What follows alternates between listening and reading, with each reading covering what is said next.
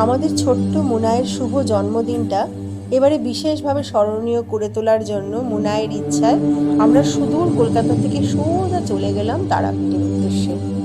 তারাপীঠে পৌঁছে হোটেলে উঠে আমরা সবাই মিলে ফ্রেশ হয়ে নতুন জামা কাপড় পরে চলে গেলাম মন্দিরের উদ্দেশ্যে। অনেক ভিড় ঠেলার পরে মায়ের মন্দিরে মুনায়ের মঙ্গল কামনার্থে খুব সুন্দর করে পুজো দেওয়া হলো।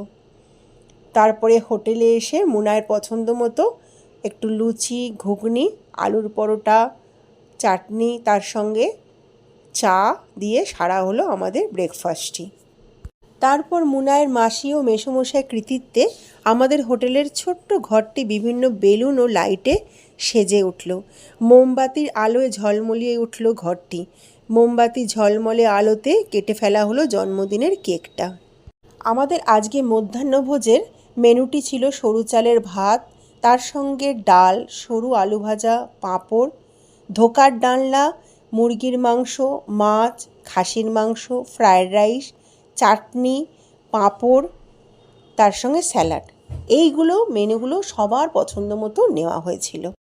তারপরে ঘরে এসে একটু রেস্ট, আর তারপরে বিকেলে একটু পেঁয়াজের পকোড়া আর চা কফির সঙ্গে চলল দেদার আড্ডা। আর রাতে ক্লান্ত শরীরে একটু ভাত, একটু তার সঙ্গে ডিমের কারি ও আলু ভাজা দিয়ে সারা হলো রাতের খাবারটি। আর তারপর সোজা ঘুম।